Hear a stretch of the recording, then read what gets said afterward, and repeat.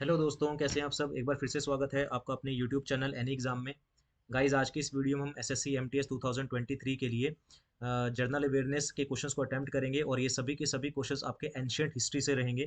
ठीक है ना। और सभी के सभी क्वेश्चंस बहुत इंपॉर्टेंट हैं। ये प्रैक्टिस सेट 8 है और ये वही क्वेश्चंस है जो एग्जाम में बार बार पूछे जाते हैं। तो वीडियो को स्किप बिल्कुल नहीं करना है, एंड तक देखना है। और अगर आपको ये वीडियो पसंद आए तो इसको लाइक करना है, शेयर करना है, और जो व्यूवर्स चैनल पे नए हैं वो चैनल को सब्सक्राइब कर दीजिए और बेल आइकन पे प्रेस कर दीजिए ताकि आपको हमारे चैनल की नोटिफिकेशंस मिलती रहें। तो चलिए ज़्यादा टाइम वेस्ट ना करते करते हुए शुरू करते हैं आज के सेशन का क्वेश्चन नंबर 1, जो सभी के सभी क्वेश्चन इंपॉर्टेंट है एंशियंट हिस्ट्री से। तो देखते हैं पहला क्वेश्चन क्या है एंशियंट हिस्ट्री से। तो पहला क्वेश्चन है आज की वीडियो का। कहता है कि कालिदास द्वारा चौथी शताब्दी में रचित कौन सा प्राचीन ग्रंथ था जिसने अपने प्रारंभिक भाग में महाकाल मंदिर के बारे में विवरण देता है। तो कालिदास द्वारा रचित ये ग्रंथ है जिसने जो प्राचीन ग्रंथ है जिसने प्रारंभिक भाग में महाकाल मंदिर के बारे में विवरण है और चौथी शताब्दी में ये लिखा गया था। तो इसका सही आंसर क्या हो जाएगा। ऑप्शन है आपके पास मेघदूतम, अभिज्ञान शकुंतलम, रघुवन, या फिर मालविकाग्निमित्र। तो इसका सही आंसर क्या हो जाएगा। Option number A, Meghadutam. तो मेघदूतम वो ग्रंथ है जो जिसको कालिदास द्वारा लिखा गया था और ये चौथी शताब्दी में लिखा गया था और प्रारंभिक भाग में महाकाल मंदिर के बारे में ये विवरण देता है। नेक्स्ट क्वेश्चन पे आते हैं। कहता है कि किस बौद्ध संगीति के उपरांत महायान संप्रदाय का उत्कर्ष हुआ या उदय हुआ। तो कौन से बौद्ध काउंसिल हुई थी जिसके बाद महायान संप्रदाय का जो था वो उत्कर्ष हुआ था, महायान संप्रदाय निकल के आया था या बना था। तो प्रथम, द्वितीय, तीसरे या चतुर्थ। तो कौन सी बौद्ध संगीति के बाद तो काउंसिल के बाद, तो इसका सही आंसर क्या हो जाएगा। ऑप्शन नंबर 4, यानी कि चौथी बौद्ध बौद्ध काउंसिल हुई थी। उसके बाद जो था वो महायान जो था वो बन के आया था या निकला था। ठीक है। इसका सही आंसर क्या हो जाएगा। ऑप्शन नंबर 4 इसका आंसर हो जाएगा। बढ़ते हैं नेक्स्ट क्वेश्चन की ओर। नेक्स्ट क्वेश्चन देख लेते हैं क्या है। तो नेक्स्ट क्वेश्चन हमारे पास है, विशाल अन्न भंडार यानी कि द ग्रेट ग्रेनरी जिसे आप बोलते हैं, is located in which valley which Indus valley civilization site. यानी कि विशाल अन्न भंडार सिंधु घाटी सभ्यता के किस स्थल में स्थित है। तो किस स्थल में स्थित है, इसका सही आंसर क्या हो जाएगा। ऑप्शन नंबर बी हो जाएगा, मोहनजोदड़ो। तो मोहनजोदड़ो में विशाल अन्न भंडार था। ठीक है ना। जो कि मोहनजोदड़ो कहाँ पर है, पाकिस्तान में है। ठीक है। मोहनजोदड़ो जो है वो पाकिस्तान में है और इसकी जो खोज की थी वो आर डी बनर्जी ने की थी 1922 में। आपको बता दें कि मोहनजोदड़ो को माउंट ऑफ डेड भी कहा जाता है और इसका एक नाम और है किसके, ओएसिस ऑफ सिंध भी इसे बोला जाता है। ठीक है ना।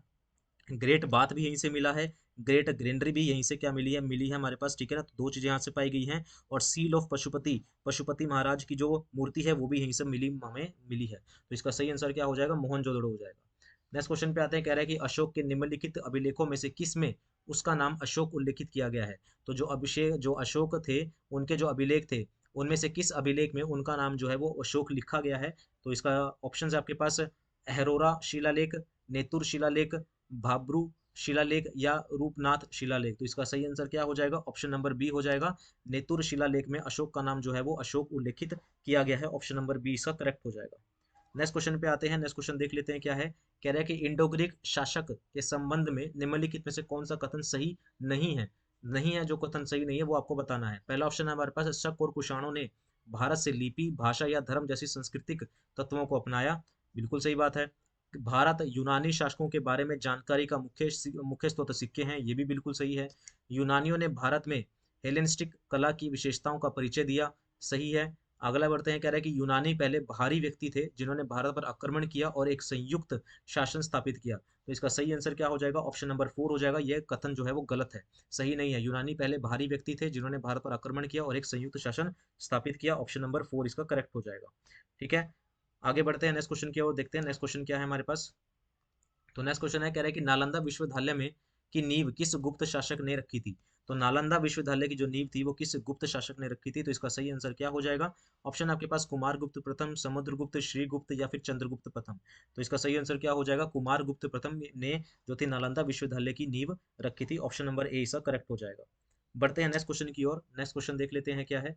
कह रहा है कि 16 महाजनपदों में से मगध प्रथम क्यों था। तो जो आपके जो 16 महाजनपद हैं उसमें जो मगध था वो प्रथम स्थान पर क्यों है। तो इसका ऑप्शन है आपके पास, खेती की उपज अच्छा होना, लोहे की खदानें होना, या जंगली हाथी का उपलब्ध होना, या फिर ऑप्शन नंबर डी सभी।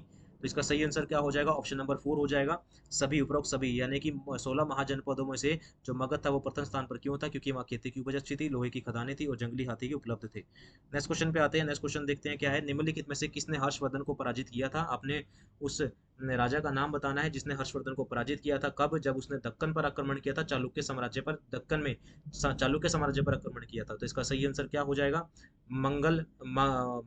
मंगलेश ने इसको पराजित किया था, या विक्रमादित्य प्रथम ने, या कीर्तिवर्मन प्रथम ने, या फिर पुलकेशिन द्वितीय ने इसको पराजित किया था। इसका सही आंसर क्या हो जाएगा, ऑप्शन नंबर 4। हर्षवर्धन को पराजित करने वाले राजा का नाम कौन सा था, पुलकेशिन द्वितीय, जो कि चालुक्य डायनेस्टी के थे और जब उसने दक्कन पर आक्रमण किया था। नेक्स्ट क्वेश्चन पे आते हैं। आपको यहाँ पर मैच द फॉलोइंग करना है। सूची 1 में तमिल क्षेत्र में रहने वाले लोगों की सूची है और सूची 2 में उनके व्यावसायिक चित्रण को दर्शाया गया है। तो इसका देख लेते हैं कि इसका सही आंसर क्या होगा। वेल्लार, वेल्लार कौन होते हैं, वेल्लार होते हैं आपके बड़े भूस्वामी जो होते हैं, बड़े भूस्वामी जो वाले जो होते हैं उनको बोलते हैं वेल्लार। उणवार, उणवार कौन होते हैं, उणवार होते हैं आपके पास साधारण हल वाले, जो साधारण हल वाले होते हैं उनको उणवार बोला जाता है। अदमाई, अदमाई कौन होते हैं, अदमाई होते हैं भूमिहीन, जिनके पास भूमि ही नहीं होती, भूमिहीन मजदूर जो होते हैं उनको अदमाई बोला जाता है।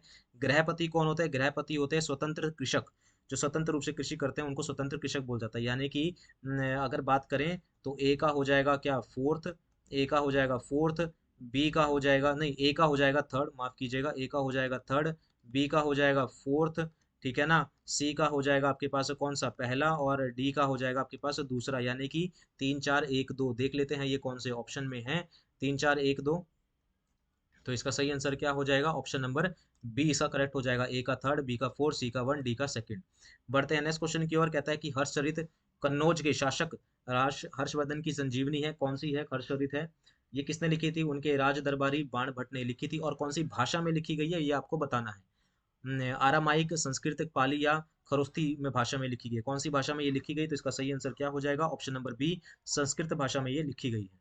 नेक्स्ट क्वेश्चन पे आते हैं। कहता है कि गुप्त राजा चंद्रगुप्त द्वितीय ने द्वितीय से जुड़े विक्रम संवत ने, तो जो गुप्त राजा चंद्रगुप्त द्वितीय से जो विक्रम संवत जो जुड़ा हुआ है, इसने से निम्नलिखित में से किस राजवंश पर जीत की निशानी है ये। तो गुप्त राजा चंद्रगुप्त द्वितीय से जुड़ा जो विक्रम संवत है वो किस राजवंश पर जीत की निशानी है।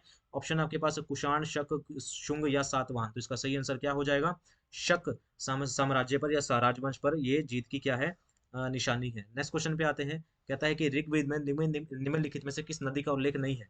तो ऋग्वेद में कौन सी नदी का उल्लेख नहीं किया गया है। ऑप्शन आपके पास गंगा, यमुना, सरस्वती या फिर नर्मदा।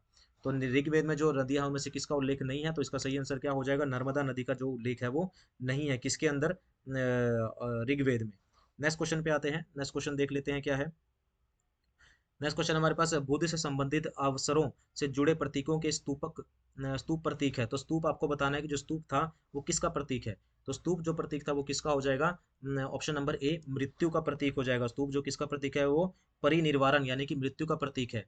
और आपके सारे सिंबल अगर आपको बताएं तो लोटस जो है वो जन्म यानी कि बर्थ का प्रतीक है। हॉर्स, हॉर्स यानी कि द ग्रेट डिपार्चर यानी कि महाभिनिशीकरण का प्रतीक है। इसके बाद आता है हमारे पास व्हील, व्हील यानी कि आपका होता है हमारे पास फर्स्ट सरमॉन यानी कि धर्म चक्र परिवर्तन का प्रतीक है। बोधि ट्री, ये है आपके पास किसका, एनलाइटमेंट यानी कि ज्ञान की प्राप्ति का प्रतीक है। और स्तूप जो की बात करें तो परिनिर्वाण यानी कि डेथ का प्रतीक होता है। नेक्स्ट क्वेश्चन पे आते हैं। कहता है कि भारत में पाषाण युग के संदर्भ में मिट्टी के बर्तन सबसे पहले कहाँ मिले थे।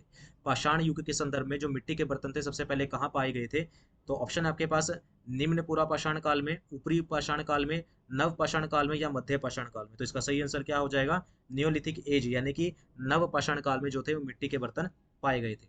नेक्स्ट क्वेश्चन पे आते हैं। कहता है कि महाजनपद युग के दौरान डैश को भाग्य के नाम से भी जाना जाता था। जो महाजनपद के दौरान युग था उसके दौरान इनमें से 4 ऑप्शन में किसको भाग के नाम से भी जाना जाता था।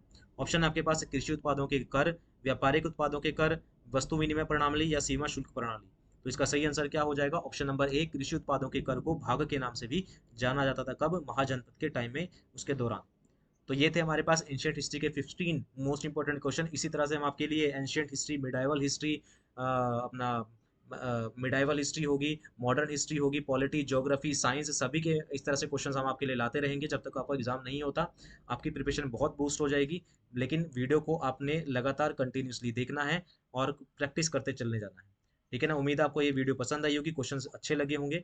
अगर आपको ये वीडियो पसंद आई है तो लाइक करना है, शेयर करना है। जो व्यूवर्स नए हैं चैनल को सब्सक्राइब जरूर करना है। मिलते हैं नेक्स्ट पार्ट में। अभी के लिए इतना ही। Thank you very much.